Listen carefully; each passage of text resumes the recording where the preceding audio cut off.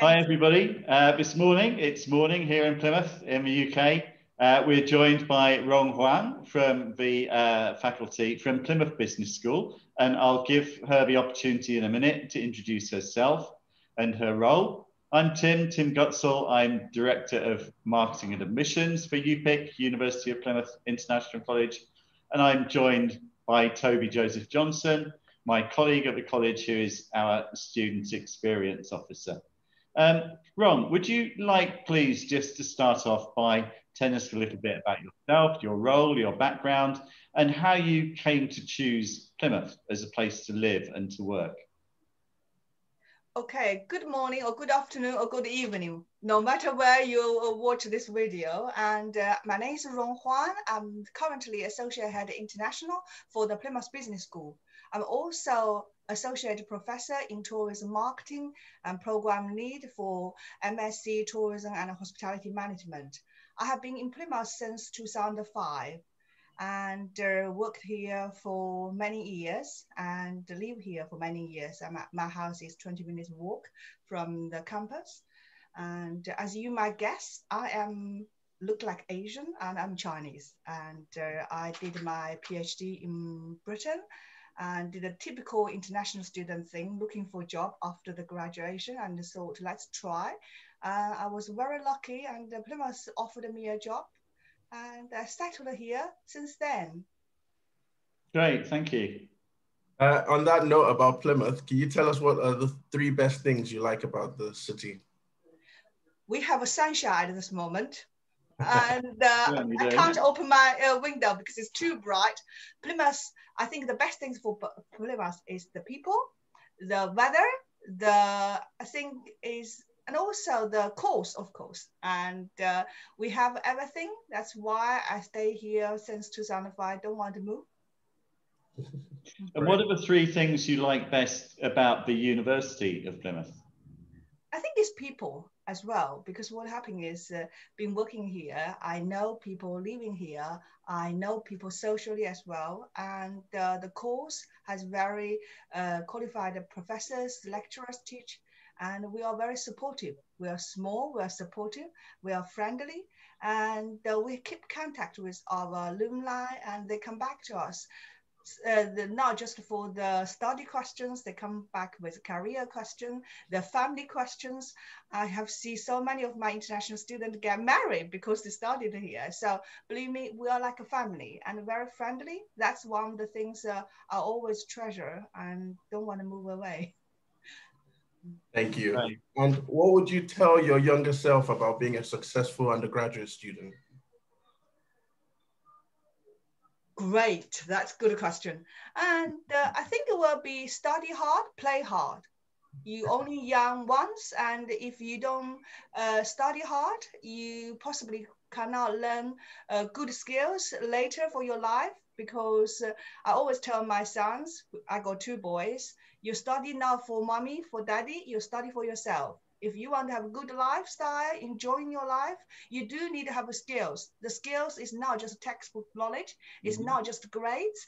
The skills is the transferable skills and resilience and enjoying your life. Plymouth have a lot of things to enjoy. We have a sea, we have the mall, we have the city, we have the history. We have tons of things to enjoy. And that's one of the things, if I want to say to younger undergrad student, to be a successful undergrad student, grades is just secondary. It's how your transferable skills, how your resilience are more important for your future. Great, thank you. Would you say, Rong, that Plymouth, the city and the university, would you say they offer a welcoming environment for international students? Oh, yes, of course I would say so. As international associate head international, I certainly think that is the case. And when I first started in my job back in 2005, I was invited to be the international lead person for the Plymouth Business School, and we support a lot of international students. We currently run some international student-led engagement program, which support our international students.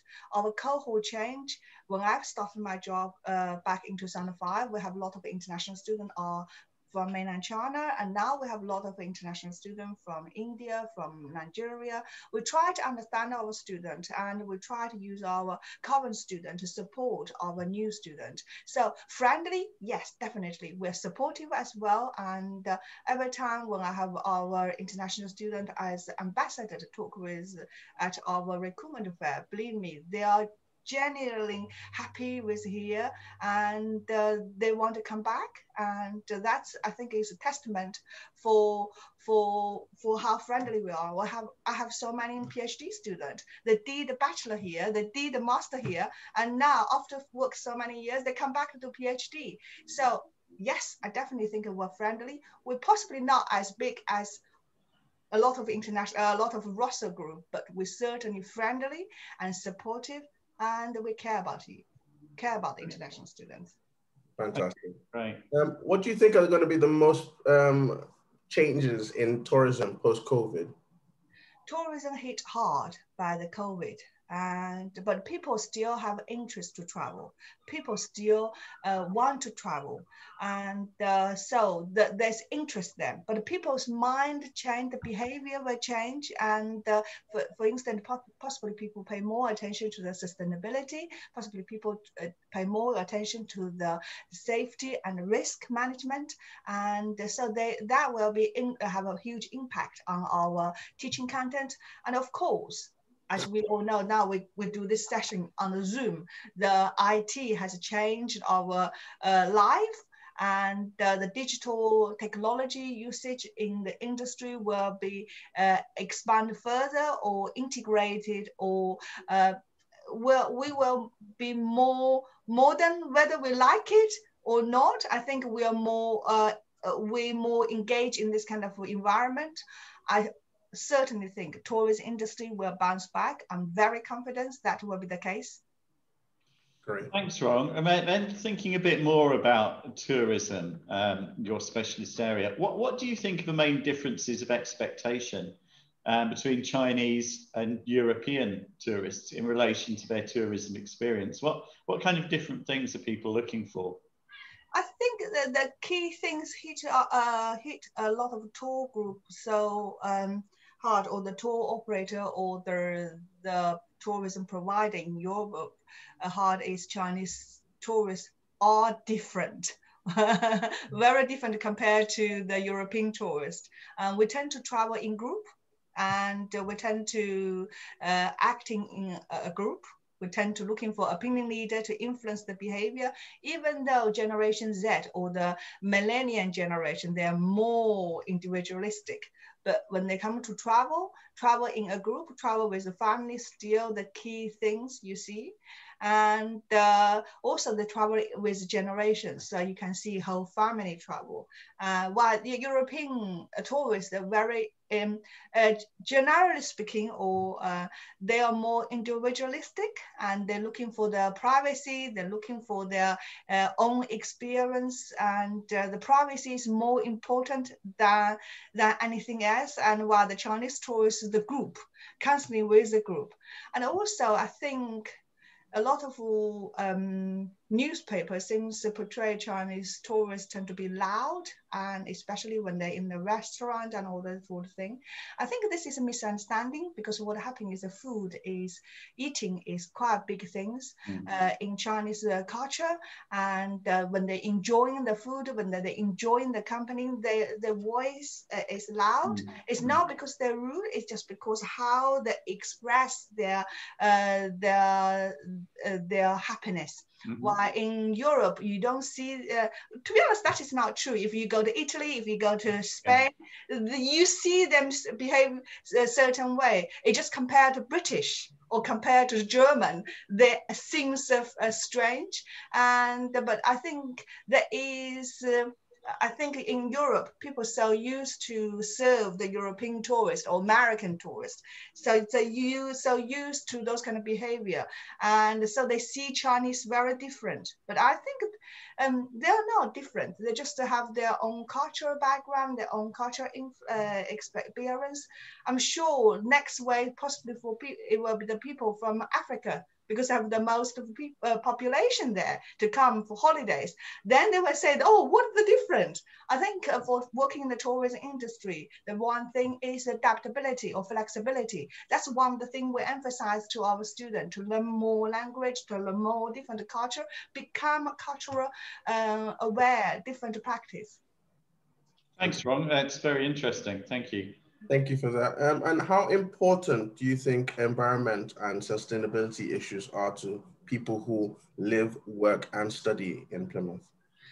Plymouth University have very high reputation in terms of sustainability. We have a lot of awards in sustainability, and also in the recent, I think the Sustainable Development Goal Impact League position, you can see Plymouth University again achieved a very high position compared to the length of the university we have.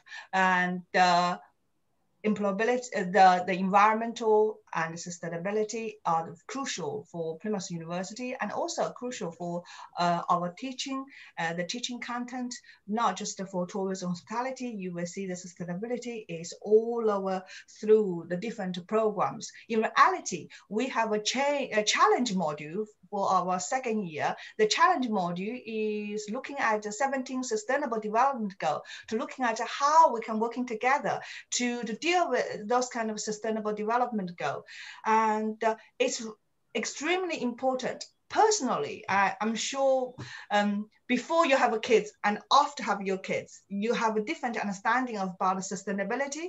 And sustainability is not just for have a bright future for ourselves, but also have a bright future for our kids, because you want they have a wonderful life as we have. So for work, for life, for living, and for next generation, sustainability is really crucial. And I think it's very important. We're not just talking with our students, but talking about our kids and talking about with neighbors to emphasize this matter. Fantastically answered. Yeah, great. Thanks, Rong. When our students come to us, they're often thinking of their studies as part of a process, kind of a link in a chain that's leading them into the future. And they're thinking about their own professional development. So could you tell us a little bit, please, about the kind of careers, kind of jobs, careers that students can go into when they graduate from your specialist area? In tourism, yeah. So as I teach tourism hospitality, standard job is working in the tourism hospitality industry. And tourism hospitality industry is one of the largest industry. We have different sectors, and we have a transport sector. You can work in airline, train company. You can work for coach company, coach holidays, and you can work for the tour operators, the travel agent, destination planning, government, and voluntary organization like National Trust. And also you can work for private businesses, and we have students working in the cruise companies, because Plymouth have very close relationship with cruise companies. And so you have students working in the typical tourism industry, and hotels. Of course, we have students working in the different hotels and different brands. And last Friday, I actually have my student who graduated 4 years ago, now working in London, come back to ask me, Ron, can you recommend some student come to the placement in Hilton Group? And I just had an email from my tourism student who graduated 3 years ago, saying, Ron, we have a placement opportunity. Can you recommend somebody come to work here? And so this, I would say, most of the jobs so far, we have a lot of students working in the tourism hospitality industry. But at the same time, as I emphasize so many times, if I want to speak to younger undergrad student, how to be a successful young undergrad student, is transferable skills. We have a lot of students, not just working tourism hospitality industry. I used to teach digital marketing. I train my students how to design website, how to design web, those kind of apps. Believe me, we have a lot of students working the web as a webmaster after the graduation. We have a lot of students working in the digital marketing. We have quite a few students actually working for banks and the private banks. Nigerian student, 2 years ago, my master student, Nigerian student, now working for Nigerian Central Bank. I'm not boasting. And it is transferable skills, because what happens is it depends on what is your first degree and depends on what is your interest. And especially if you have very strong interest in certain aspect, we have a lot of enrichment, extracurricular activities. You can get extra certificates, which help you to apply different jobs. And we have a lot of students actually become a chartered accountant. And so what can I say? Yes, you're tourism hospitality management, but you work in the typical tourism hospitality industry, but at the same time, you have a wide range of other industry can work, because the transferable skills is allow you to work in the different industry, and which enable you to progress further. And so the job market is looking for your skills, not your qualification. Of course, people will say qualification is more important, but I don't think that way. But I think it is your transferable skills, it's your capability, and it is your confidence. The confidence is really important. We're not big to you for your confidence. We just try to encourage to perform and to believe you have those skills. We're working hard, not just pass you easily. We're working hard and make sure you got the skills to work in the industry and prepare you. We have a career office and career services to prepare our students for interview, to mock assessment center.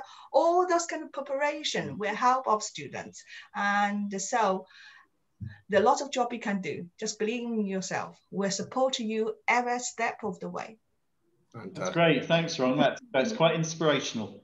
And to finish off, we would like to know, what is your greatest achievement, both personal and professionally? Oh my goodness, personally and professionally.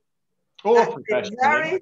Of course, my husband will say, personally, it's because I have 2 boys and they will be my pride. And I married an Englishman, and I survived for many years of marriage. Oh, goodness me, that is greatest achievement. And have 2 boys. That is a sense of pride for me.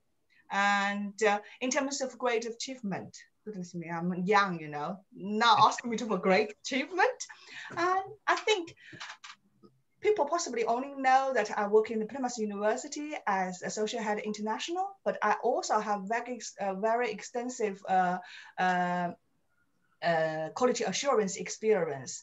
I'm international reviewer for many national government. I'm Maltese government, their further and higher education authority, international reviewer. I'm recently appointed by the Romania Quality Assurance Agency, and I'm working for British QAA, the Quality Assurance Agency, as their subject reviewer and the national educational reviewer and international quality reviewer. And recently, Saudi Arabic government also contacted me to be their international reviewer. So I have very extensive quality assurance experience. I think that is a sense of pride for me, because yes, I only worked in Plymouth University since 2005. This is my first job in the UK, but my life is not just here. And I have worked for so many national governments in terms of ensure the quality of the programs, especially in tourism, hospitality, and the business aspect. And so that gave me a sense of pride and the authority to emphasize the quality of the program in Plymouth is one of the highest. And because I teach on it, and because my colleagues who work in the program, they put their heart on it. Fantastic. Thank you so much. Great. Thank you so much, Rong. That's Dr. Rong Huang, Associate Head of School International for Plymouth Business School and Associate Professor in Tourism Marketing. Thank you so much, Rong, for your inspirational input. Thank you. Thanks, Toby, too, for joining me and asking the questions. So that's Toby, Student Experience Officer in the college, and I'm Tim, Director of Marketing and Missions for UPIC. This video is one of a series of 10 question videos that we have now up on our YouTube channel. So for those of you watching us there, please go and check out the other videos as well. And we hope you'll find them interesting, useful, and entertaining. Thank you once again, everybody. Thanks very much for your input, and thank you very much for watching. Bye-bye.